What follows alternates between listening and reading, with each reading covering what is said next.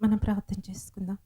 స్తోత్రములు స్తోత్రములు స్తోత్రములు తండ్రి, పరిశుద్ధుడు పరిశుద్ధుడు పరిశుద్ధుడని గాన ప్రతి గానముల చేత కీర్తింపబడుచున్న మా ప్రియ పరలోకమందున్న మా తండ్రి, ఎనలేని పాదములకు వేలాది వందనములు స్తుతి స్తోత్రాలు ప్రభువా. తండ్రి, 2 రోజులు ప్రభువా ఉపవాస ప్రార్థనలు ప్రకటించగా, అయ్యా ఈ ఉపవాస ప్రార్థనలో ఉన్న శక్తిని ప్రభువా ప్రతి బిడ్డ అనుభవించుటకు కృప దయచేయండి అయ్యా. ఈ ఉపవాస ప్రార్థన ద్వారా ప్రభువా నీలో అంటుకట్టబడి నీ స్వరూపములకి ప్రతి బిడ్డ మార్చబడుటకు కృప దయచేయండి అయ్యా.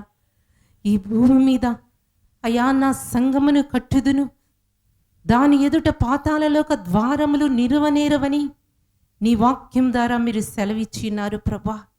అవును తండ్రి, నీ స్వరక్తం ఇచ్చి సంపాదించిన ఈ సంఘమును మీరు కాయండి ప్రభువా. ఈ సంఘములో చెలరేగుతున్న ప్రతి శోధనలను, చీకటి శక్తుల ప్రభావమును నజరేయుడైన యేసు నామములో విడిచిపోమని ఆజ్ఞాపిస్తున్నాను. పరిశుద్ధాత్మ శక్తి ప్రతి బిడపైకి దిగి వచ్చునుగాక. నీ బలమైన కార్యాలు ప్రతి బిడ జీవితంలో జరుగునుగాక. ప్రతి శాపమును పాపమును యేసు నామములో కొట్టివేస్తున్నానయ్యా. నీ యొక్క రక్తంతో ప్రతి బిడ కడగండి ప్రభా. పరిశుద్ధుడా, నీకే స్తుతి స్తోత్రాలు చెల్లిస్తున్నానయ్యా. మరణాత్మలను యేసు నామములో వెళ్ళగొడుతున్నాను ప్రభా. జీవాత్మ సంచరించునుగాక. ప్రతి బిడ హృదయములకి సంతోషమును, సమాధానపు ఆత్మను యేసు నామములో కుమ్మరిస్తున్నాను ప్రభా. ప్రతి దిగులు, చింత, విచారమును యేసు నామములో కొట్టివేస్తున్నానయ్యా. అప్పులనే కాడిని యేసు నామములో విరగగొడుతున్నాను ప్రభా. పరిశుద్ధాత్మ దేవా, నీకే స్తుతి స్తోత్రాలు చెల్లిస్తున్నానయ్యా. మీరు మా మధ్యకి దిగి వచ్చి ఉన్నందుకై స్తోత్రాలు ప్రభా. మీరు మా మధ్య సంచరిస్తున్నందుకై స్తోత్రాలు చెల్లిస్తున్నానయ్యా. ఈ దినము తండ్రి, ఈ ప్రార్థనా కూడికకు కూడి వచ్చిన ప్రతి బిడని కూడా మీ స్వాధీనంలోకి తీసుకోండి ప్రభా. ఏ బిడ మీద కూడా ఏ చీకటి ప్రభావం పని చేయకుండా వాడి అధికారమును యేసు నామములో కొట్టివేస్తున్నాను తండ్రి. పరిశుద్ధాత్మ అగ్నితో కంచవేయండి ప్రభా. పరిశుద్ధాత్ముడా, మీకే స్తుతి స్తోత్రాలు చెల్లిస్తున్నానయ్యా. పరిశుద్ధాత్మ తండ్రి, ఈ ఉపవాస ప్రార్థనలు ప్రభా ఎందు నిమిత్తము తండ్రి మీరు ఏర్పాటు చేసి ఉన్నారో ప్రభా, వాటిని సఫలము చేయమని ప్రార్థిస్తున్నానయ్యా. ప్రతి సమస్యల నుంచి విడుదల దయచేయండి తండ్రి. పరిశుద్ధాత్మ కార్యములు ప్రతి బిడ కన్నులారా చూచుటకు కృప దయచేయండి అయ్యా. అయ్యా, నీ సంఘంలో చేర్చబడిన ప్రతి బిడను కూడా మీ స్వాధీనంలోకి తీసుకున్నందుకై మీకే స్తుతి స్తోత్రాలు చెల్లిస్తున్నానయ్యా. ఎంతమంది బిడలు తండ్రి దినము ఉపవాసం ఉండి తండ్రి నీ సన్నిధిలో కనిపెట్టి ప్రార్థిస్తున్నారో ప్రభా, వారిని మీరు చూచుచున్న దేవుడు అయ్యా. మీకే స్తుతి స్తోత్రాలు చెల్లిస్తున్నాను ప్రభా. బిడలలో ఎటువంటి బలహీనత కానీ నీరసము కానీ తండ్రి రాకుండా మీ శక్తిని, మీ బలమును, మీ అభిషేకముతో నింపమని ప్రార్థిస్తున్నాను. పరిశుద్ధాత్మ తండ్రి, ఈ 2 రోజులు ఉపవాస ప్రార్థనలను నీ నామానికి మహిమకరంగా జరిగించబోతున్నారు. అందును బట్టి మీకే స్తుతి స్తోత్రాలు చెల్లిస్తున్నామయ్యా. పరిశుద్ధాత్మ తండ్రి, అయ్యా ఈ దినము తండ్రి వాక్యము విత్తబడుచుండగా ప్రభా, వినగల చెవులను గ్రహించే మనస్సును ప్రతిబిడికి దయచేయండి. వాక్యానుసారంగా జీవింపచేయండి తండ్రి. వాక్యము ప్రతి బిడ హృదయములో నీరు కట్టి ఫలింపచేయండి అయ్యా. ప్రతి బిడ కూడా తండ్రి నీ స్వరము వినాలి ప్రభా. ఈరోజు మీరేం మాట్లాడండి ప్రభా. పరిశుద్ధాత్ముడా, మీరు మాట్లాడుచుండగా ప్రభా వినగల చెవులను ప్రతి బిడికి దయచేయండి అయ్యా. నిన్ను చూచే కన్నులను ప్రతి బిడికి దయచేయండి అయ్యా. ప్రతి బిడ మనోనేత్రాలను తెరవండి ప్రభా.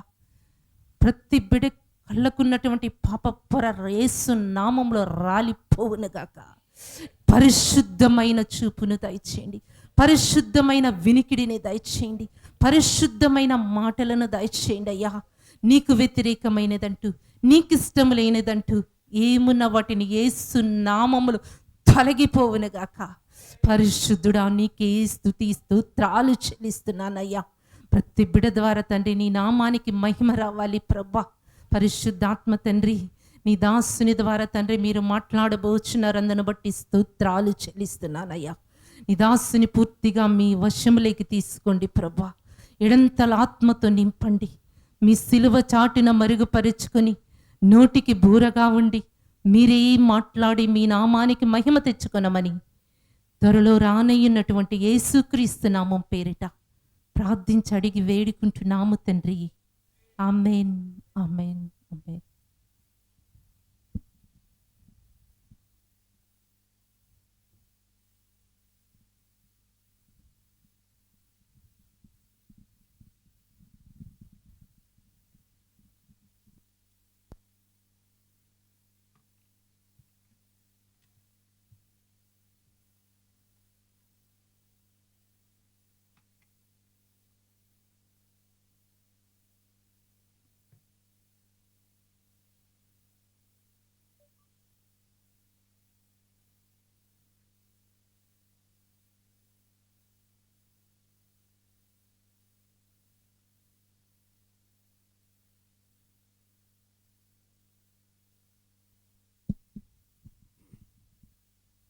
దేవుని పరిశుద్ధ నామమునకు మహిమ ఘనత ప్రభావములు యుగయుగములు కలుగునుగాక. మరి సమయములో ప్రియ దేవుని సంగమా, ఈరోజు పరిశుద్ధాత్మ దేవుడు మన మధ్యకు తీసుకొస్తున్నటువంటి వాక్య భాగం, వాక్య ధ్యానం. ఈరోజు మనం ఎందుకు ఉపవాస ప్రార్థన కూడికలు జరిపించుకోవాలి అని అంటే, యేసు ప్రభు వారు ఒక మాట అన్నారు. ఆ మాట మనం చూద్దాం.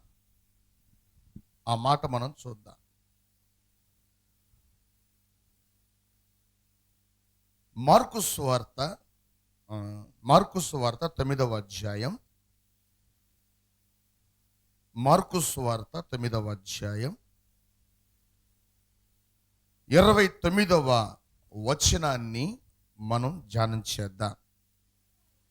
దేవుని వాక్యం అంటుంది, అందుకాయన ప్రార్థన వలననే గాని, ఏమంటున్నాడు? ప్రార్థన వలననే గాని మరి దేని వలననైనను ఈ విధమైనవి వదలిపోవుట అసాధ్యమని వారితో చెప్పాను. ఇక్కడ మనం 2 విషయాల్ని జ్ఞాపకం పెట్టుకోవాలి. యేసు ప్రభువారు తన శిష్యుల్ని పిలిచారు. ఎందుకు పిలిచారు? దాని వెనుక దేవుని ఉద్దేశం ఒకటి ఉంది. ఒకటి, వారు ఆశీర్వదించబడాలని. హల్లెలూయా. యేసు ప్రభు తన శిష్యుల్ని ఎందుకు పిలిచాడు? వారు ఆశీర్వదించబడాలి.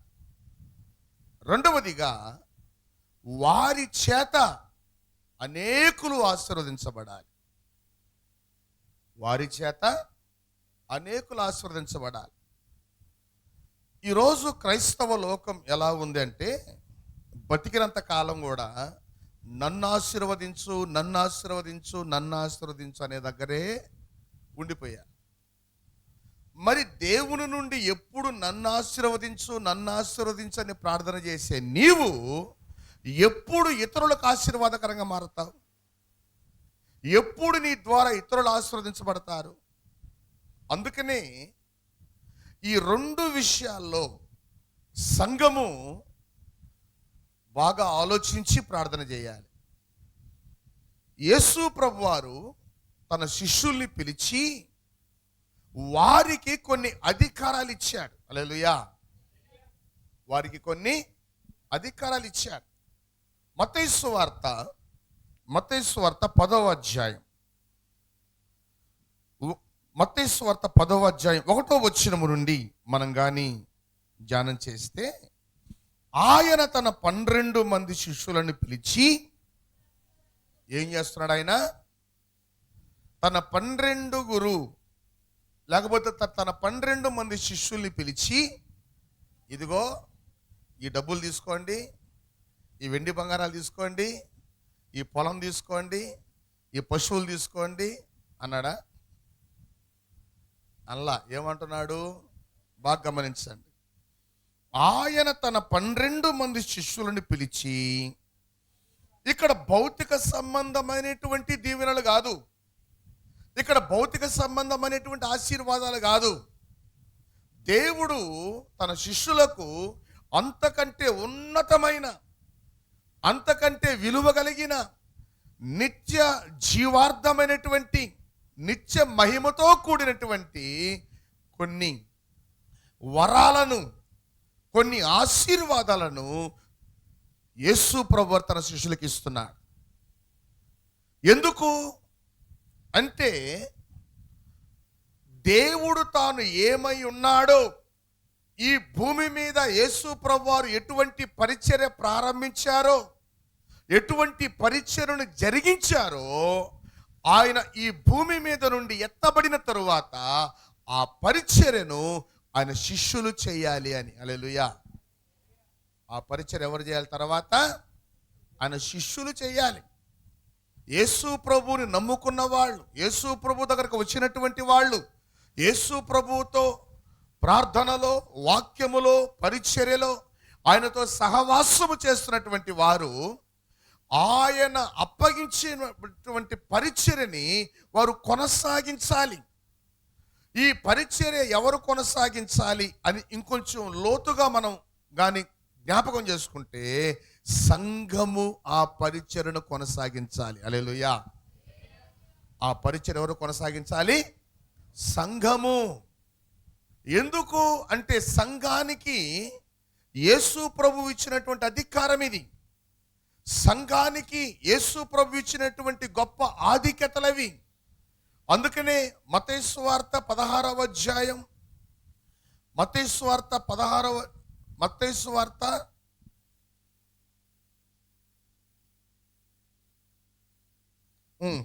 అధ్యాయం 18వ వచనములో యేసు ప్రభు అంటున్నాడు, ఏమంటున్నాడు? ఇంకా కిందకి రండి. ఈ బండ మీద నా సంఘమును, అంటే ఎందుకు కడుతున్నాడు ఆయన సంఘాన్ని?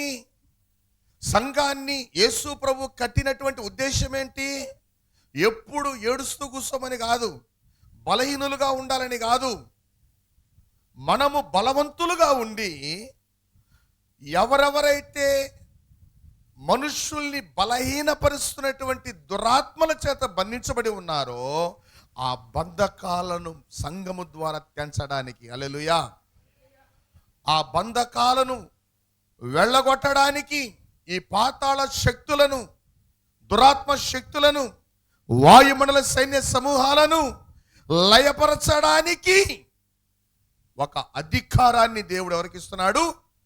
సంఘానికి. అంటే యేసు క్రీస్తు దగ్గరకు వచ్చిన వారికి, యేసు క్రీస్తును నమ్ముకున్నటువంటి వారికి, ఆయన సంఘము అనే శరీరములో చేర్చబడినటువంటి వారికి ఆయన ఇచ్చేటువంటి కొన్ని ప్రత్యేకమైనటువంటి వరాలు, కొన్ని ప్రత్యేకమైనటువంటి అధికారాలయ్యి. అందుకని అంటున్నాడు, ఏమంటున్నాడు? ఈ బండ మీద నా సంఘమును. ఇప్పుడు సంఘం ఎవరిది? దేవునిది. ఆయన రక్తము చేత కడగబడిన సంఘం, ఆయన రక్తము చేత స్థాపించబడిన సంఘం. Excuse me, boss. You have a text message. ఎక్కడుంది ఈ మాట? చెప్పండి. అపోస్తల కార్యం గ్రంథం 20వ అధ్యాయం 28వ వచనములో దేవుని వాక్యం అంటుంది, దేవుడు తన స్వరక్తమిచ్చి సంపాదించిన తన సంఘము అంటున్నాడు. హల్లెలూయా. అంటే ఈ సంఘం ఎలా ఏర్పడిందంటే ఆయన రక్తము చేత ఏర్పడింది. ఆయన రక్తము ఈ భూమి మీద ఉన్నటువంటి వారి కొరకు, ఎవరైతే తమ పాపములను కడుక్కొని, తమ పాపముల నుంచి విడిపించబడి, తమ పాపముల నుండి శుద్ధి చేయబడి, ఎవరైతే సంఘము అనేటువంటి ఆయన శరీరములోనికి వస్తున్నారో వారికి అందరికీ కూడా ఆయన అధికారాన్ని ఇస్తున్నాడు. కొన్ని ప్రత్యేకమైనటువంటి వరాల్ని దయచేస్తున్నాడు. అందుకనే దేవుని వాక్యం అంటుంది, ఈ బండ మీద నా సంఘమును, అంటే నా రక్తం ఇచ్చిన సంఘమును, నా రక్తము చేత కడగబడిన సంఘమును, నా ఆత్మ చేత నింపబడిన సంఘమును నేను కడతాను. నువ్వు కాదు కట్టేది పేతురు, కట్టేది నువ్వు కాదు, కట్టేది నేను అంటున్నాడు దేవుడు. హల్లెలూయా. సంఘాన్ని ఎవరు కడుతున్నారు? ప్రభువు కడుతున్నాడు. ప్రభువు సంఘాన్ని కడుతున్నాడు కాబట్టి ఇప్పుడు ఆ సంఘం ఎవరిది? ప్రభువుదే, దేవునిదే. అందుకంటాడు తన సంఘము. మత్తయి సువార్తలో ఏమన్నాడు? నా సంఘము, నా సంఘము అని యేసు ప్రభు అంటాడు. పౌలు ఏమంటున్నాడు? తన సంఘమును అంటున్నాడు. చూడండి, అంటే యేసు ప్రభు దాన్ని ఓన్ చేసుకుంటున్నాడు. ఇది నాది. ఆ సంఘములో చేర్చబడినటువంటి పౌలు అంటున్నాడు ఇది ఆయనది అని. హల్లెలూయా. ఈ సంఘములోనికి ఒక వ్యక్తి చేర్చబడితే, ఈ సంఘములోనికి ఒక వ్యక్తి వస్తే ఎలా వస్తున్నాడు? ఎలా చేర్చబడుతున్నాడు?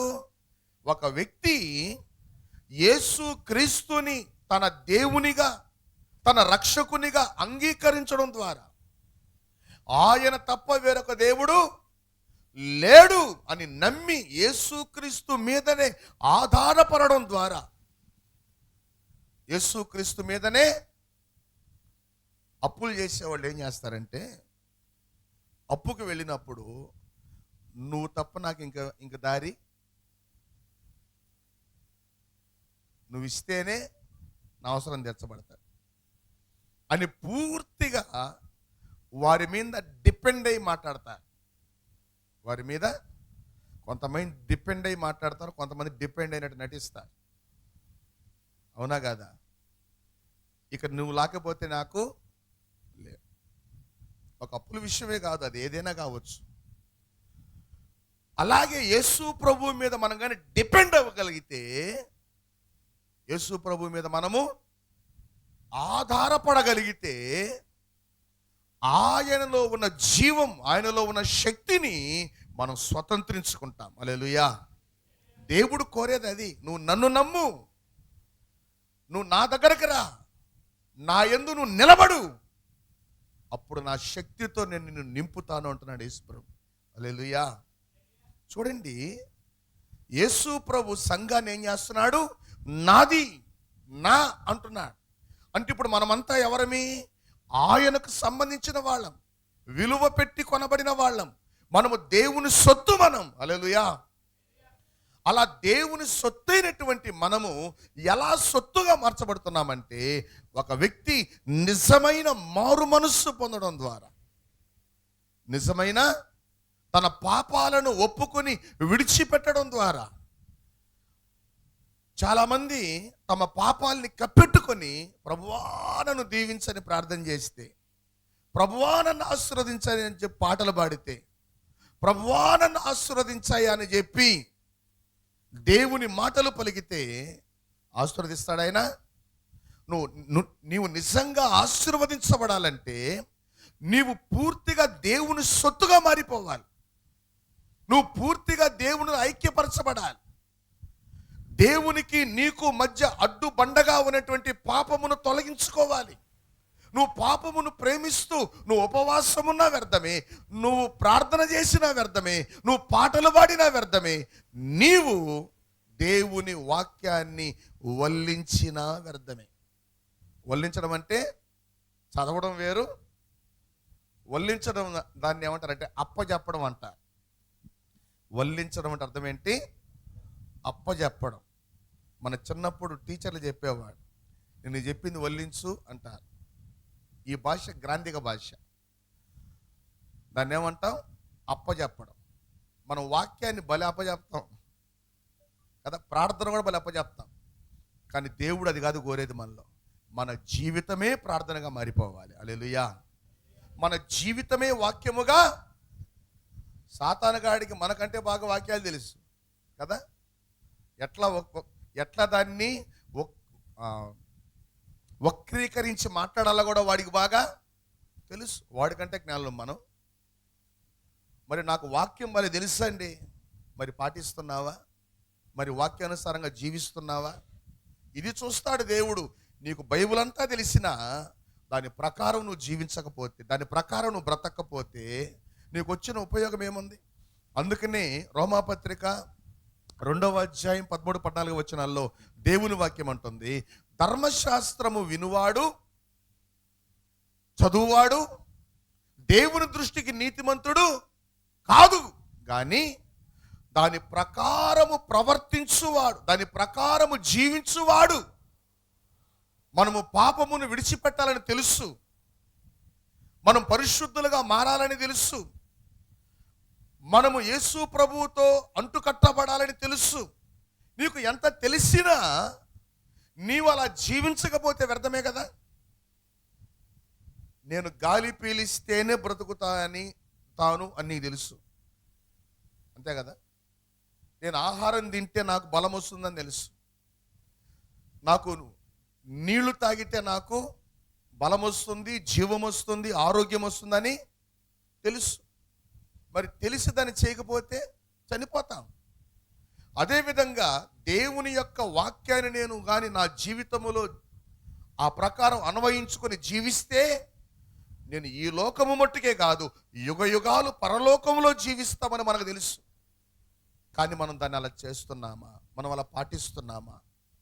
చూడండి, ఇప్పుడు సంఘములో చేర్చబడినటువంటి మనం ఎవరితో ఐక్యపరచబడుతున్నాం?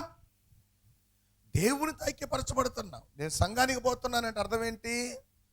మందిరానికి రావడం వేరు, సంఘములో చేర్చబడడం వేరు. మందిరానికి అందరూ వస్తారు, కానీ సంఘములు అందరూ ఉండరు. ఎవరుంటారు సంఘములో? మారు మనస్సు పొందిన వాళ్ళు మాత్రమే. హల్లెలూయా.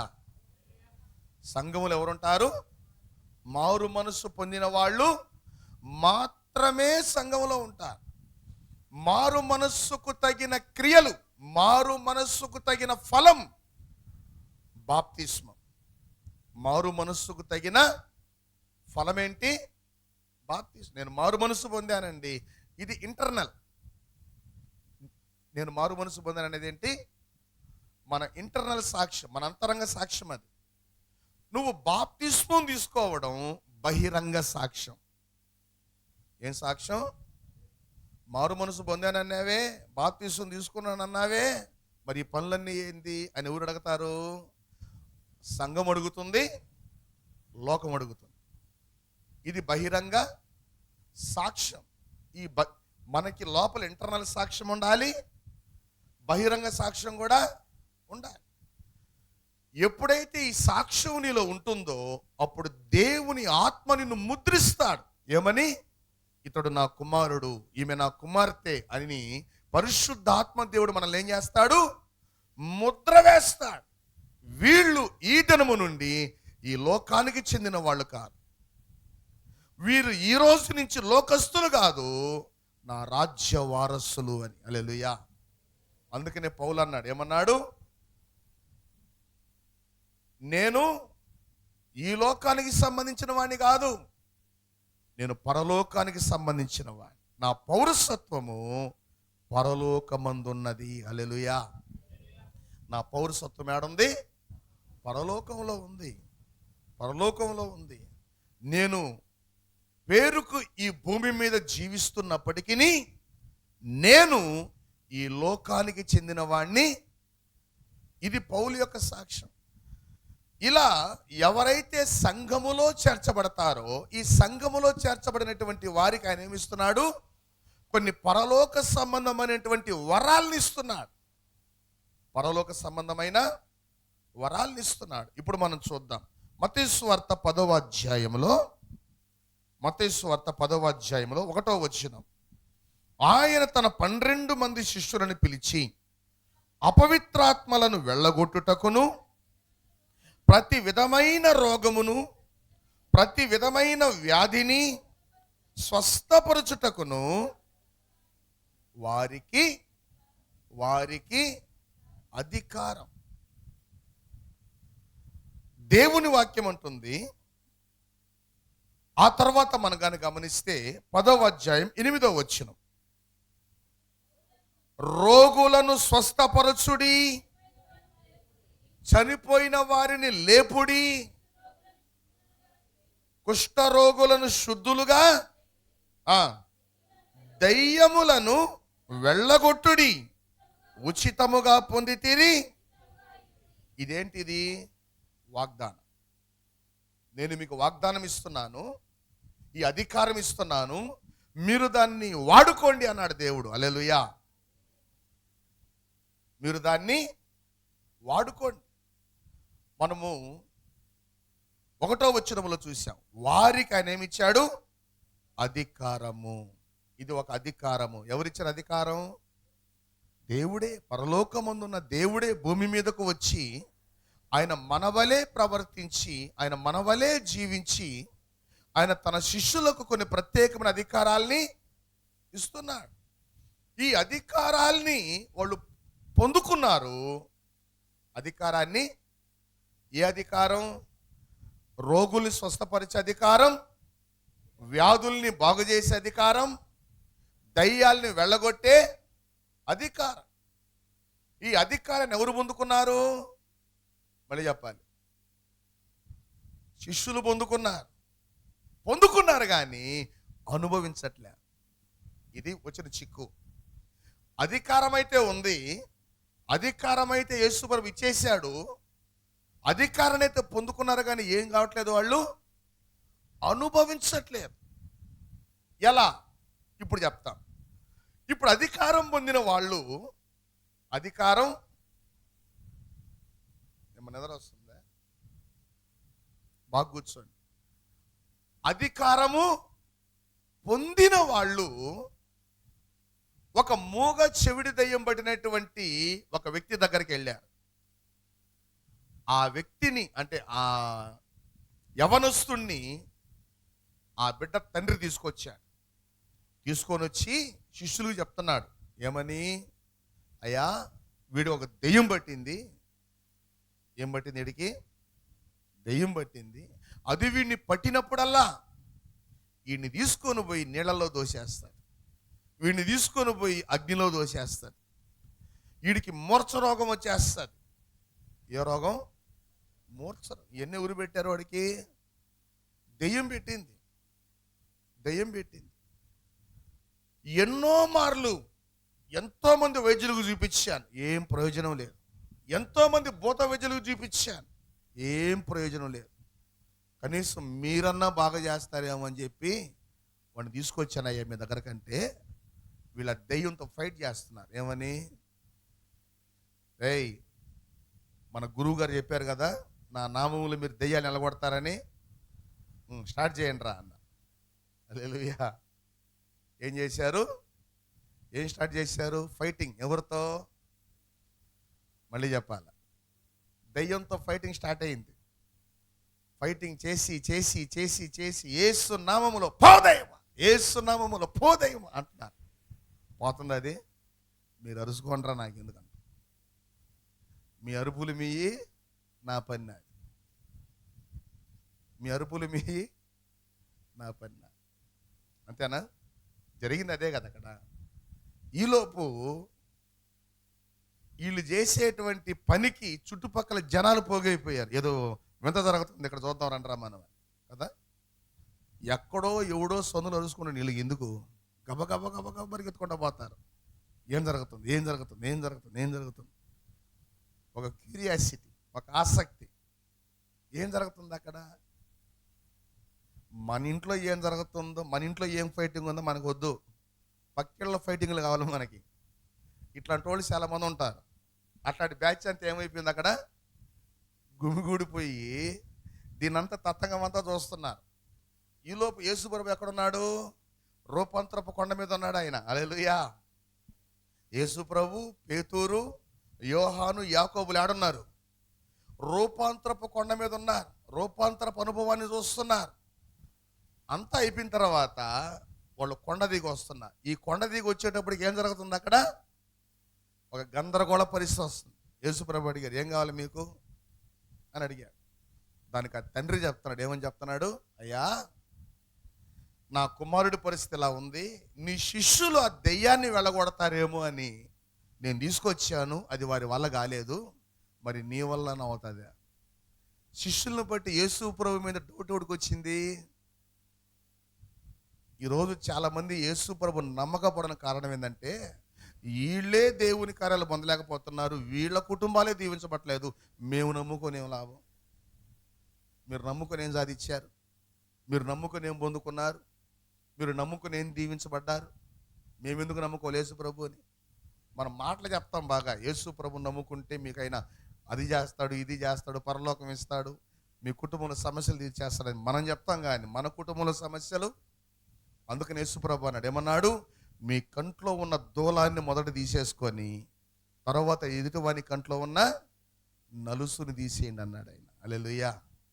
ముందు అసలు పెద్ద సమస్యలు నువ్వే ఉన్నావు, ఇతరులకు మనం పోయి ఏ సలహాలు ఇస్తాం? అవునా కాదా? అందుకే చెప్పాను, మొదట మనం దీవించబడాలి, తర్వాత ఇతరులకు మనం దీవెనకరంగా మారతామా? ఉపవాస ప్రార్థనలో మారిపోతున్నాం. ఆమేన్, హల్లెలూయా. అందుకే ఉపవాస ప్రార్థనలో యేసు ప్రభువుతో ఆ తండ్రి ఏమన్నాడు? నా కుమారుడికి దయ్యం పట్టింది, నీ శిష్యుల దగ్గర తీసుకొని వచ్చాను, అది వారి వల్ల కాలేదు, మరి నీ వల్లే నువ్వు ట్రై చేయి అన్నాడు. అంటే యేసు ప్రభు మీద ఈ వ్యక్తికి ఎంత చులకన చేసింది చూడండి. ఎవరిని బట్టి? శిష్యుల్ని బట్టి, వాళ్ళు చేసేటువంటి పనులను బట్టి. ఆ పనులు చేసేవాళ్ళు ఒకడున్నాడు, ఎవడు? ఇస్కరియోతు యోధా కూడా ఉన్నాడు. ఈ 12 మందిలో ఒకడేగా ఇస్కరియోతు యోధా కూడా దెయ్యాన్ని వెళ్ళగొట్టే పనిలో ఉన్నాడు. పోతుంది అది. బాగా గమనించండి. యేసు ప్రభు ఒక మాట అన్నాడు, ఇప్పుడు దాకా జరిగిందిలే కానీ నమ్ముట నీ వలనైతే, నమ్ముట నీ వలన అయితే నీ నమ్మిక చొప్పు నువ్వు పొందుకుంటావు. నమ్మువానికి సమస్తము సాధ్యమే. నమ్ము అన్నాడు. దానికి అతనేమన్నాడు? నాకు నమ్మిక కలుగునట్లుగా నాకు నమ్మిక దయచేయి అన్నాడు. హల్లెలూయా. అంటే ఆ నమ్మకాన్ని కూడా మనకి ఎవరు ఇవ్వాలి? దేవుడే ఇస్తాడు. నాకు దేవుని మీద నమ్మకం రావట్లేదండి నేను అంటాను అప్పుడప్పుడు. కొంతమంది దేయాలు కూడా వస్తారు మన కాడికి. నేను అంటాను, నీకు నమ్మకం ఉన్నా లేకపోతే నువ్వు ప్రార్థన చేయి. నీకు నమ్మకం ఉన్నా, నాకు నమ్మకం కుదరట్లేదండి దేవుడు ఇస్తాడని నేను అంటాను, నీకు నమ్మకం లేదు కదా, నమ్మకం లేకపోయినా ప్రార్థన చేయి. ఆ నమ్మకాన్ని ఆయనే నీ హృదయంలో కలిగిస్తాడు. ఆ విశ్వాసాన్ని దేవుడి నీ హృదయంలో పుట్టిస్తాడు. నువ్వు ప్రార్థన చేస్తూ ఉండు అని చెప్పినప్పుడు ఆ సహోదరి ప్రార్థన చేయడం మొదలుపెట్టింది. నాకేమో నమ్మకం కుదరట్లేదు, మీరు చెప్పారని ప్రార్థన చేస్తానంటది. చెయ్యి, ఇప్పుడు నీతో మాట్లాడే దేవుడు నేను కాదు. చెయ్యి, ప్రార్థన చెయ్యి. ప్రార్థన ఆపేది సాతాను గాడు, ప్రార్థన ప్రోత్సహించేది దేవుడు. హల్లెలూయా. నీకు నమ్మకం లేకపోయినా ఏం చేయాలి? నువ్వు చేస్తూ ఉండు. దేవుడి నీ హృదయంలో విశ్వాసపు వరం, విశ్వాసపు ఆత్మని ఆయన నీ హృదయంలో కుమ్మరిస్తాడు. హల్లెలూయా. ఆటోమేటిక్గా నీలో ఏమొచ్చేస్తుంది? విశ్వాసం వచ్చేస్తుంది. ఒక నమ్మకత్వాన్ని దేవుడు మనకిస్తాడు. ఆ వ్యక్తితో అంటున్నాడు ఆయన, ఏమంటున్నాడు? నమ్ముట నీ వలననైతే నమ్మువానికి సమస్తము సాధ్యమే. అందుకు అతను అంటున్నాడు, ఏమంటున్నాడు? నా నమ్మిక తప్పిపోకుండానట్లు నాకు సహాయం చేయి అని వేడుకుంటున్నాడు. వెంటనే యేసు ప్రభు అపవిత్రాత్మను గద్దించడం, అపవిత్రాత్మను వెళ్ళగొట్టడం అన్నీ జరిగిపోయాయి. అపవిత్రాత్మ వాడిని ఏం చేసింది? విలవిలలాడించి. ఏం ఆడించి? మన విశ్వాసులు భలే విశ్వాసులు, యేసుప్రభు విశ్వాసం. ఎవరైనా దెయ్యం బట్టి ఊగతా ఉంటే ఒకవేళ ఆ దెయ్యం 4 దూరేస్తుందేమో అని చెప్పి పోయి దూరంగా నిల్చొని ఉంటారు. వీళ్ళకెంత నమ్మకమో చూడండి. వాళ్ళ ఒంట్లో వదిలిపోయిన దెయ్యం వీళ్ళ ఒంట్లోకి దూరద్దని ఎంత నమ్మకం. నిజంగా దూరతాయి. అందుకే ఏం ఉండకూడదు? దూరద్దని నమ్మకం ఉండకూడదు. అంతేకా చాలామంది ఏం చేస్తుంటారు, ఒకవైపు దెయ్యాన్ని వదలకూడుతుంటే అది ఊగుతుంటే అప్పుడప్పుడు అంటే లేడీస్ వస్తారు కదా, పట్టుకోండి అంటే అమ్మలకంతా ఏం చేస్తారు? దూరంగా పోయి చూస్తుంటారు. ఎందుకు? పడిపోతే లేకపోతాంలే మనం అని. వీళ్ళకి ఎంత నమ్మకమో, వీళ్ళకి ఎంత. ఒక చిన్న ఎగ్జాంపుల్ చెప్పి నేను ముగిస్తాను. ఇందాకే ఒక ఇంటికి వెళ్ళాం, విజిటింగ్కి. వెళ్ళినప్పుడు ఆ మంటది నాతో, పుట్టు క్రైస్తవులు మళ్ళీ వాళ్ళు అంటే ఆ ఫ్యామిలీలో పుట్టారు. వాళ్ళు అంటారు, మాకు ఆరోగ్యం బాగలేనప్పుడు మా ఇంటికి ఒకరు వచ్చారండి, వచ్చి మీ ఇంట్లో దెయ్యం ఉందని చెప్పారు, అందుకే నీకు ఈ కష్టాలు రోగాలన్నీ వస్తున్నాయి, కాబట్టి ఆ ఇల్లు వదిలిపెట్టేసి మీరు వెళ్ళిపోండి ఆడికన్నా. ఏంటంట, ఇంకో ఇంటికి పోతే ఆడలేవు దెయ్యాలు నీకు, ఇల్లు వదిలిపెట్టి ఇంకో ఇంటికి పోతావు, అవి నీతో రావా, ఇల్లు మాకు వెళ్ళిపోతాయి. అవి వెళ్ళిపోవాలంటే ఏం చేయాలి? యేసు ప్రభు నీ ఇంట్లోకి నువ్వు ఎన్ని ఇళ్ళు తిరిగినా అది నీకంటే ఎక్కువ ఇల్లు తిరుగుతుంది అది. ఎందుకంటే ఇల్లు తిరిగే పని ఎవరిది? ఆమేన్. ఇల్లు తిరిగే పని. నేను పోయి చెట్టు కింద కూర్చుంటే దెయ్యం రాదు, నేను పోయి ఇంట్లో మూల గదిలో కూర్చుంటే దెయ్యం రాదు, రాదా? నీ గది ఏమైనా అడ్డం దానికి, నీ తలుపులు ఏమైనా అడ్డం దానికి? బాగా గమనించండి, యేసు ప్రభువారు అపవిత్రాత్మని వదిలించేటప్పుడు అపవిత్రాత్మ ఎలా వెళ్ళిన బయటికి? వాడిని విలవిల ఆడించి ఆ దెయ్యం అపవిత్రాత్మ వాడిని వదిలిపోగానే వాడు సత్యనులాగా పడిపోయాడు. అంతే. ఆడ తండ్రి అనుకున్నాడు, అయిపోయాడు. ఏమనుకున్నాడు? వెంటనే యేసు ప్రభు వాడిని లేపి వాడు కొంచెం ఆహారం తీసుకెళ్ళండి అన్నాడు. ఈ సిచ్యువేషన్ అంతా చూస్తున్నటువంటి ఈ శిష్య బృందం, పేరుకి మాత్రం విశ్వాస బృందం, ఈ శిష్య బృందం అంతా ఏం చేస్తున్నారు? మెల్లగా ఆయన దగ్గరకు వచ్చి, ప్రభువా, ఈ దెయ్యాన్ని మేమెందుకు వెళ్ళగొట్టలేకపోయాం? మరి వెళ్ళగొట్టే అధికారం మాకు ఇచ్చావుగా, వెళ్ళగొట్టే, మళ్ళీ చెప్పండి, వెళ్ళగొట్టే అధికారం మాకు ఇచ్చావుగా, మరి ఎందుకు పోలేదు అది మేము చెప్తే? ఏంటి లోపం అన్నాడు. అందుకు యేసు ప్రభు అన్నాడు, ప్రార్థన వలననే తప్ప. దాని కింద ఫుట్ నోట్లు ఏముంది? ఉపవాస, మళ్ళీ చెప్పాలి, ఉపవాస ప్రార్థన వలననే తప్ప ఇక దేని వలన ఇట్టివి వదిలిపోవుట అసాధ్యము. హల్లెలూయా. ఇక దేని వలన ఇట్టివి వదిలిపోవుట అసాధ్యం. నిజంగా ఒక్కొక్కరి జీవితాల్లో ఈ దయ్యపు శక్తులు పారిపోవాలి అని అంటే మొదట వారిలో ఏముండాలి? చెప్పండి గట్టిగా. ఉపవాస ప్రార్థన. ఉపవాస. మన వాళ్ళు అంత భక్తి పరులు అంటే ఉపవాసం ఉంటారని ప్రార్థన చేయరు. అర్థమైందే? పేరుకేమో ఈరోజు ఫాస్టింగ్ అండి, ప్రార్థన చేసావా? టైం ఏడుందండి? ఎన్ని పనులు అనుకున్నారు? ఎంతసేపు రెస్ట్ తీసుకుని అనుకుంటున్నారు? అసలు ప్రార్థనకు సమయం ఏడుంది అసలు అని మాట్లాడతారు. కొంతమంది ప్రార్థన చేస్తారు కానీ ఉపవాసం ఉండరు. కొంతమంది ఏమో ప్రార్థన చేస్తారు, ఉపవాసం ఉండరు. దేవుడు ఏం కోరుకుంటున్నాడు? ఉపవాసం ఉండి నువ్వు దేవునితో సహవాసం చేయి. నువ్వు దేవునితో ఉపవాస ప్రార్థన అంటే మనకు ఉన్నటువంటి మిగతా పనులన్నీ కూడా పక్కన పెట్టి, నీ బిజీ షెడ్యూల్ అంతా పక్కన పడేసి నువ్వు దేవుని కలుసుకోవడానికి వెళ్ళే స్థలం, నువ్వు దేవునితో మాత్రమే సహవాసం చేసేటువంటి సమయం అది.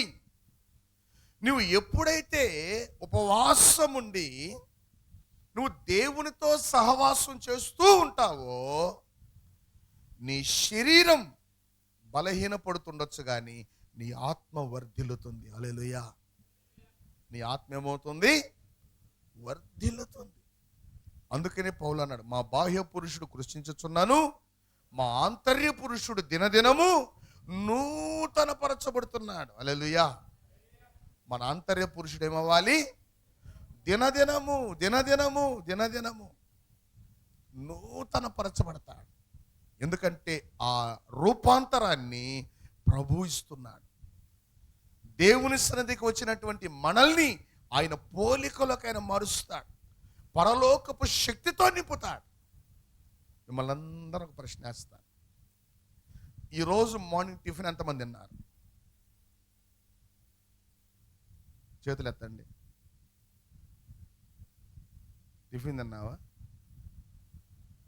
తిన్నారా తినలేదా?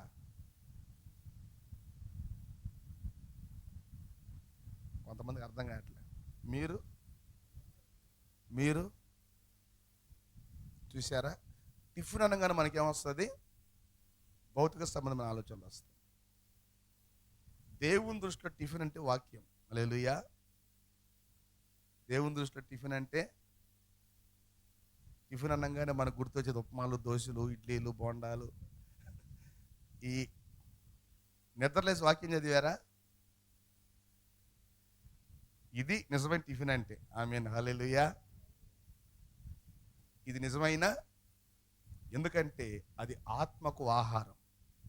వాక్యము, మళ్ళీ చెప్పాల, ఈ భౌతిక సంబంధమైనవి శరీరానికి ఆహారం. ఈ ఎంత తిన్నా ఆత్మ వర్ధిల్లదు, ఆత్మకు మొత్తం వస్తుంది కదా. శరీరానికి మొత్తం వస్తుంది ఎక్కువ తినేస్తే. గుప్తాయాసం వస్తుంది. భుక్తాయాసం వస్తుంది. కానీ ఈ టిఫిన్ తిన్నవాడికి, ఈ యొక్క ఆహారం తిన్నవాడు ఆత్మలో బలంగా ఉంటాడు. ఆమేన్, హల్లెలూయా. సాతాను వచ్చి నిన్ను పట్టుకుంటున్నావు అనుకో, నువ్వేంద్ర నన్ను పట్టిన, వాడి చుట్టూ మనం పట్టుకుంటాం. ఆ పవర్ ఎవరిస్తున్నారు? దేని ద్వారా? వాక్యాహారము ద్వారా. దేని ద్వారా? వాక్యాహారము ద్వారా. అందుకనే ప్రియ దేవుని సంగమా, యేసు ప్రభు దయ్యాన్ని వెళ్ళగొట్టిన తర్వాత యేసు ప్రభు తన శిష్యులకి ఏం చెప్తున్నాడు? ఉపవాస ప్రార్థన వలననే తప్ప ఇట్టివి వదిలిపోవుట అసాధ్యం. ఎందుకు మనకి ఉపవాస ప్రార్థన ఈరోజు అంటే, మనల్ని, మన కుటుంబాల్ని బలహీనపరుస్తున్నటువంటి ఆ దయ్యపు శక్తుల మీద మనము అధికారము చెలాయించడానికి. హల్లెలూయా. మనల్ని చూస్తే వాడు పారిపోవాలి, మనము చూస్తే వాడు వణకాలి. ఆ పవర్ ఈరోజు సంఘము పొందుకోవాలి. హల్లెలూయా. ఈరోజు ఎవరు పొందుకోవాలి? సంఘం పొందుకోవాలి. దురాత్మ శక్తుల మీద, వాయుమండల సైన్య సమూహాల మీద, లోకనాథుల మీద, ఈ దయ్యపు ప్రధానుల మీద ఆయన మనకేమిస్తున్నాడు? అధికారం. ఆ అధికారాన్ని నువ్వు పొందుకుంటే కాదు, దాన్ని నువ్వు అనుభవించాలి. ఎప్పుడైతే నువ్వు అనుభవిస్తావో నీ ముందు ఏ చీకటి నిలబడదు. హల్లెలూయా. నీ ముందు ఏ చీకటి కూడా నిలబడదు. నీ మీద ప్రభావం చూపిస్తున్నటువంటి ఆ దయ్యపు శక్తులు నిన్ను, నీ కుటుంబాన్ని విడిచిపెట్టి పారిపోవాలంటే నీలో ఉపవాస ప్రార్థన చాలా ప్రాముఖ్యం. నీలో ఉపవాస ప్రార్థన చాలా ప్రాముఖ్యం. అందుకని దేవుడు కోరుకుంటున్నాడు. ఈ రోజుల్లో చాలా వింత బోధలు, కొత్త బోధలు, మోసపరిచే దయ్యపు బోధలు వచ్చేస్తున్నాయి. ఏమో తెలుసా? యేసు ప్రభు మనల్ని ఉపవాసం ఉండమని చెప్పాడా?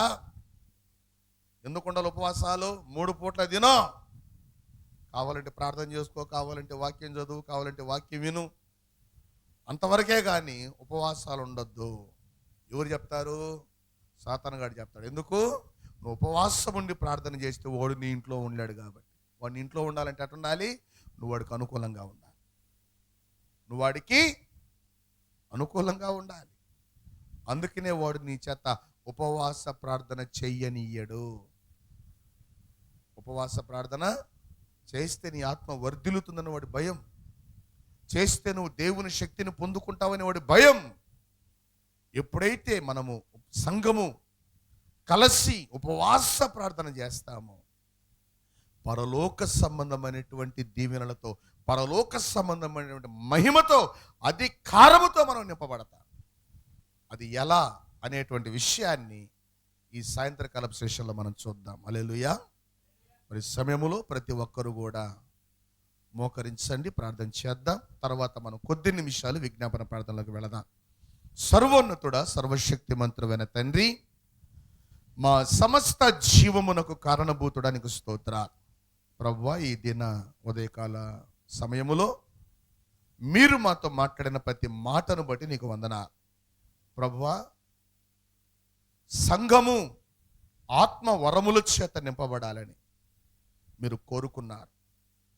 దయ్యాలను వెళ్ళగొట్టే వరం, రోగులను స్వస్థపరిచే వరం, ప్రతి విధమైన వ్యాధిని స్వస్థపరిచే వరం మీరు మాకు ఇచ్చి ఉన్నారు. దాన్ని మేము పొందుకుంటున్నాం, కానీ అనుభవించలేకపోతున్నాం అని ఎంతమంది అయితే బాధపడుతున్నారో ఈరోజు మీరు వారితో స్పష్టంగా మాట్లాడారు. ప్రభువా, నీకు వందనాలు. ప్రతి బిడలు కూడా సంఘమనే నీ శరీరములో చేర్చబడి ఉపవాస ప్రార్థన చేయడం ద్వారా ఆ అధికారాన్ని అనుభవిస్తామని మీరు మాతో చాలా స్పష్టంగా మాట్లాడారు. ఈరోజు ఎంతమంది బిడలైతే ఈ ఉపవాస ప్రార్థనలో పాలు పంపులు పొందుకుంటున్నారో, ఇంకా పొందుకోవడానికి సిద్ధపడుతున్నారో, సాయంత్రకాల సమయంలో వస్తున్నారో, మరి రేపు 2 పూట్ల జరుగుతున్నటువంటి ప్రభు సెషన్స్లో పాలు పంపులు పొందుకుంటున్నారు. ఈ ఉపవాస ప్రార్థనలు అయిపోయే లోపు ప్రతి బిడలు కూడా ప్రభువా, మీరు సంఘము పట్ల కలిగి ఉన్న మీ చిత్తమును ప్రతి బిడలు స్వతంత్రించుకొందురుగాక, అనుభవించుదురుగాక. తాము దీవించబడడం మాత్రమే కాదు, అనేకులకు దీవెనకరమైనటువంటి పాత్రలుగా మార్చబడుదురుగాక. ఎవరు కూడా ఉపవాస ప్రార్థనలకు దూరం కాకుండా, ఉపవాస ప్రార్థనల ద్వారా మీతో ఐక్యపరచబడి, అంటుకట్టబడి, మీలో ఉన్న జీవమును, మీలో ఉన్న అభిషేకమును, మీలో ఉన్న వరములను, మీలో ఉన్న ఫలములను ప్రతి బిడలు పొందుకుంటూ అనుభవిస్తూ అనేకులకు పంచేటువంటి బిడలుగా మార్పు చెందుటకు నీ ఆత్మను మాలో కుమ్మరించండి ప్రభువా. సంఘాన్ని ఉజ్జీవపరచమని, మరి ప్రాముఖ్యంగా ఈరోజు ఒక నూతనమైనటువంటి అభిషేకమును సంఘములో సంచరింపచేయమని, ఎవరెవరు ప్రభు మందిరం చుట్టుపక్కల ఉన్నటువంటి ప్రజలు తాము కూడా దీవించబడాలని ఆశపడుతున్నటువంటి వారిని ఈ దిన సాయంత్రకాల సమయంలో జరుగుతున్నటువంటి ప్రభువా ఉపవాస ప్రార్థన కూడిక కొరకు మీరు సిద్ధపరిచి నడిపించి మహిమ పొందుకొనమని, నూతన అభిషేక కార్యాలు జరిగించమని యేసు నామములో ప్రార్థిస్తున్నాం తండ్రి, ఆమేన్. మన తండ్రి అయిన దేవుని ప్రేమ, మన ప్రభువును రక్షకుడైనటువంటి యేసుక్రీస్తు దివ్యమైన కృపా కనికరములు, పరిశుద్ధాత్మ దేవుని అన్యోన్య సహవాసము, కాపుదల, భద్రత కూడి ఉన్న మనకు సకల పరిశుద్ధులకు ఇప్పుడును ఎల్లప్పుడు సదాకాలము ఆయన కృపా కనికరములు తోడే ఉండునుగాక. ఆమేన్. మరి సమయములో ఎంతమంది